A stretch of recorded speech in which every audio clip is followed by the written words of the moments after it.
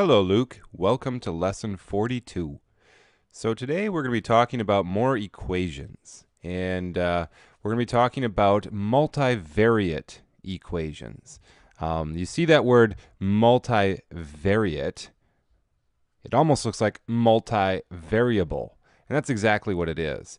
It's an equation in which we have more than one variable. So up to this point, we've been dealing with single variable equations, and they've been looking something like this perhaps, maybe, 2x plus 2 equals 6, something like that. And we've been solving these by trying to isolate the x on one side all by itself. So we're trying to get that x all by itself, so we'd subtract a 2 on both sides, and we'd end up with 2x equals 4. We divide both sides by 2 to get the x all by itself, and we've now arrived at our solution, x equals 2. All right? That's what we've been doing up till now, maybe slightly more complicated than this, but in general, that's the procedure that we've been using.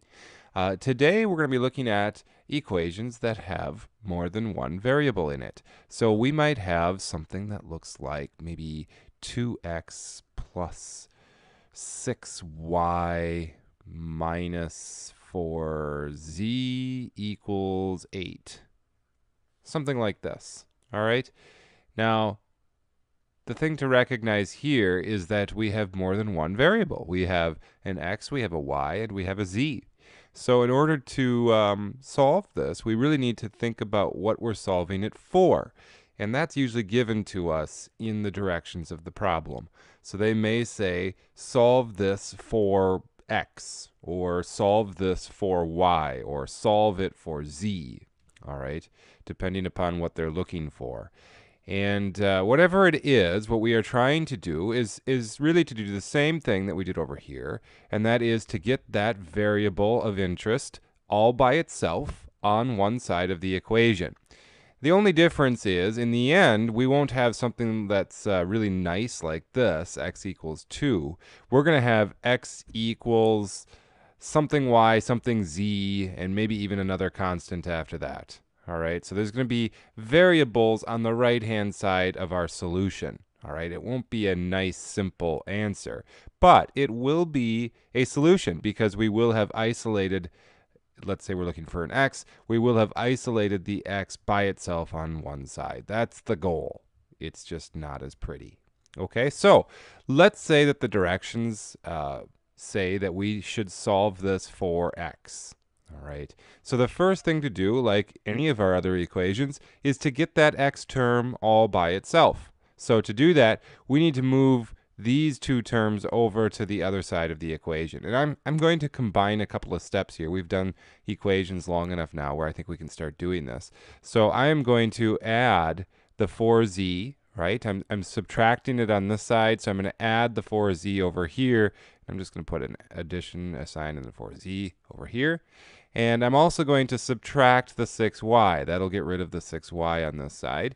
And I'll have to do the same thing over here. All right.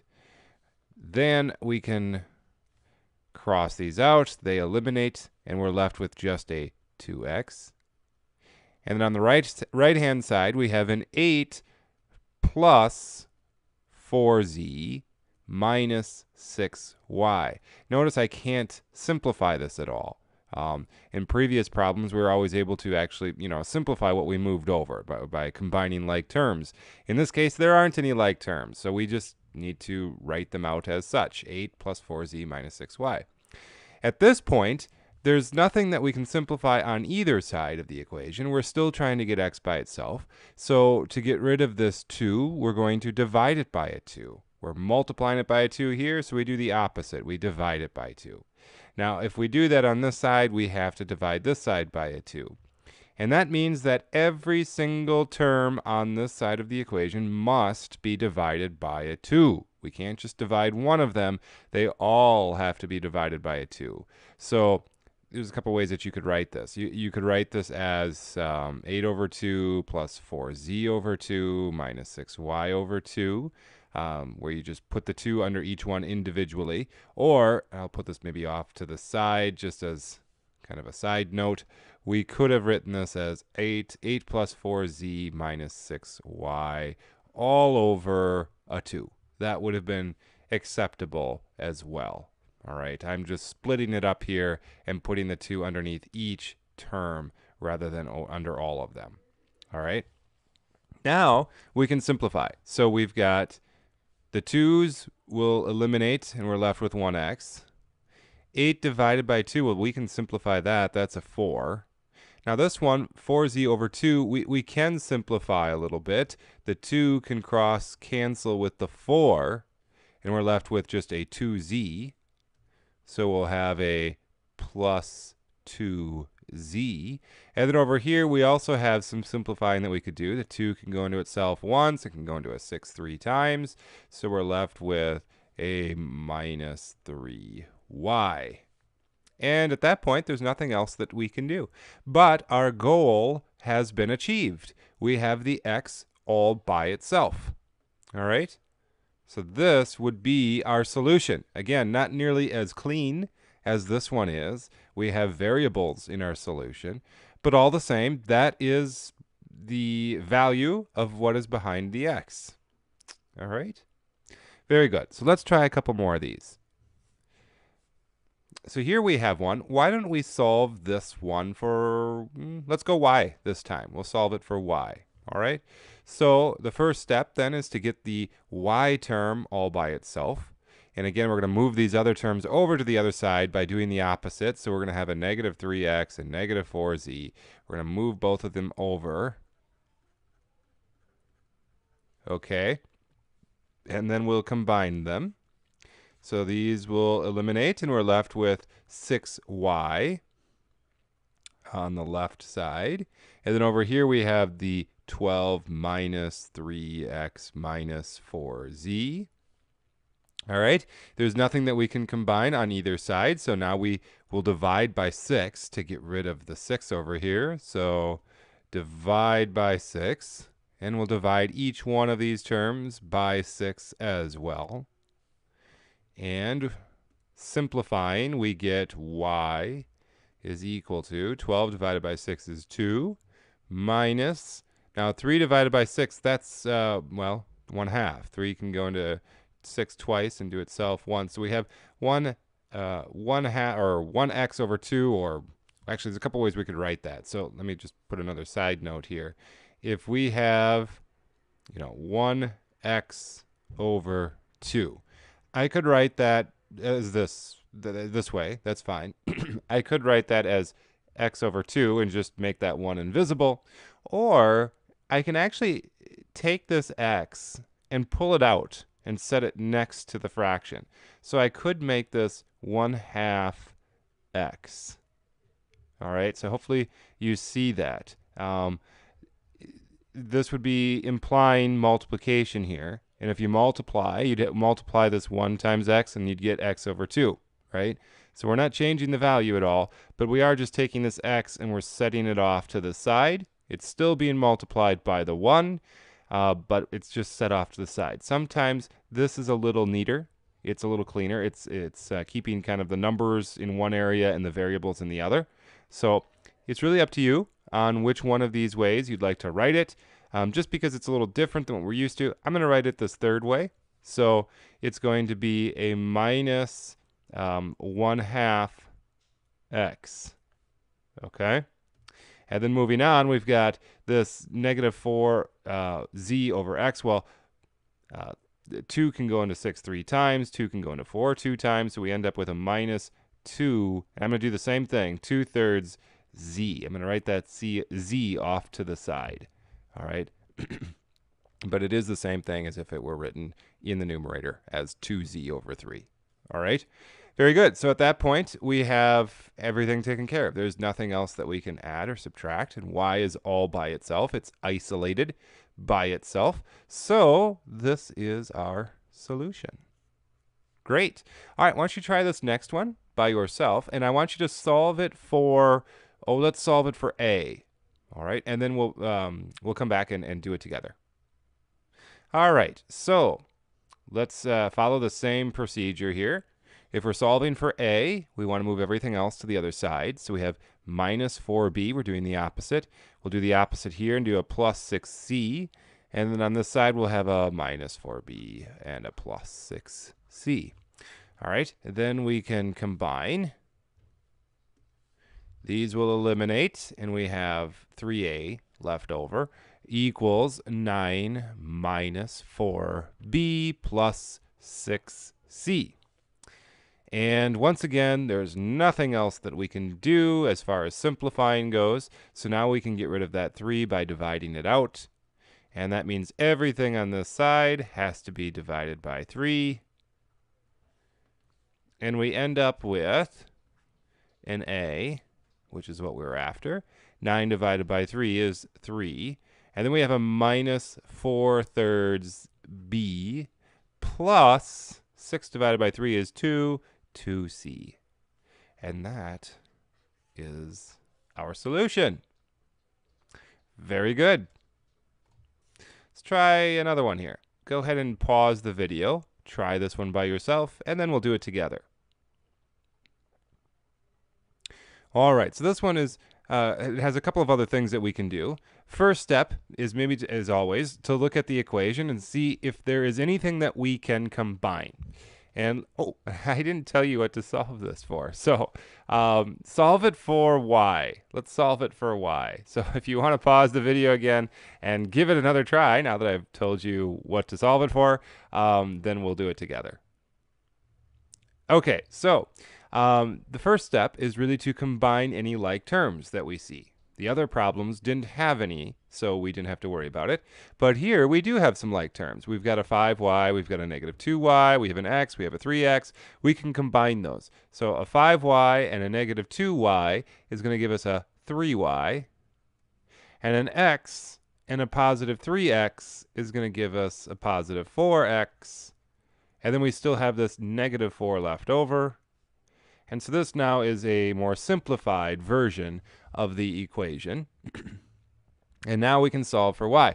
So to do that, we need to get everything else to the other side. We need to isolate the y term. So we have the minus 4x, we have a plus 4. We're just doing the opposites. And they will be put over here as well, plus 4. Okay, and these terms will eliminate, and we're left with just a 3y equals 0 minus 4x. Well, 0 minus 4x is just minus 4x. And then we still have that plus 4 as well. So this is now the equation that we have. There isn't any simplifying that we can do, so we can divide out our 3. Divide out our 3 here, and here, and here. And we end up with y is equal to negative 4/3 x plus 4/3. Okay? And that is our solution. Excellent. All right, so let's try one more here. And for this one, let's solve for a. All right, so we're going to solve for a on this. Looking at it, first check to see if there's any simplifying that we can do on either side. In this case, there isn't. So to solve for a, we want to get a by itself. Before we do that, we need to get all the a's on one side, because if we notice on this one, we have an a on the left side as well as an a on the right side. So the best step is to first put all the a's on one side. Now you can decide which side you want to choose. We might choose the left side to put the a's, or you might choose the right side to put the a's. In this case, let's choose the right side. All right, so if we choose the right side and we want this a over there, we'll have to move it by doing the opposite. So we have a plus 2a. We're going to minus or subtract 2a, which means we have to subtract 2a over here. And then we can combine like terms, and these are going to eliminate. And we end up with, maybe I'll just go back to the black, 4p minus 5 on the one side. On the other side, we have 6a minus 2a. That's 4a plus p. Okay, so now we've got all of our a's on one side. All right, now to isolate that further, we're going to want to get rid of this plus p. So to do that, we will subtract him from both sides, minus p here and a minus p here. Notice I'm just going to write it underneath its like term over here. Makes it easier to combine. And we have the p's cross out. We're left with 4a on the right side. On the left side, we have 4p and a negative p. That's going to give us a 3p. And then, of course, we still have the minus 5. Okay? Now we're left with the a term, but we need to get the a all by itself. So we're going to divide out the constant, divide out the 4 on both sides. And the 4's will cross out, and we'll be left with an a. And here I actually wrote both terms over the same 4. I guess maybe to make it a little simpler, I could have written it over each term. So maybe I'll do that, like we've been doing up to this point. So here we have 3/4 p, right, minus 5/4. Okay, and we have our a all by itself, which is what our goal was. So this then would be our solution. Let's try one more here. I think that's, yeah, one more, and then we'll call it a day. Okay, so this one's a really easy one, but go ahead and do it first by yourself, and then we'll do it together. All right, so this time let's solve for x. Oh, and I forgot to tell you that again. All right, well, pause the video, solve it for x, and then we'll do it together. All right, so if we're solving for x, we want to get everything else over to the other side. So we'll add the 4, and then we'll subtract the 4y. Okay? And that means we need to add a 4 here, and we need to subtract a 4y here. Combining, these will eliminate. We're left with a 6x. These will eliminate. And we have equals 2 plus, oh, this should be a y. Or, no, that's the 4. Yeah, so 2 plus 4. Well, we can do that. 2 plus 4 is 6. And then we have a minus 4y. So minus 4y. All right. And now we can look for like terms. There aren't any, so we will divide out the 6. Divided by 6. And of course, we have to do both sides here, divided by 6. And then simplify. We're left with an x equals 6 divided by 6 is 1. So we need to put the 1. And then we have our minus. And then 4 over 6, well, that can be reduced. Divide both of them by 2. And we get 2/3 y. And that is our solution. All right. Very good. So not complicated. They're actually pretty straightforward. It's just they look a little funny at the end because we don't have a nice succinct answer. It's kind of this messy answer with a bunch of variables. All right. Very good. Well, we will stop here for today and continue tomorrow.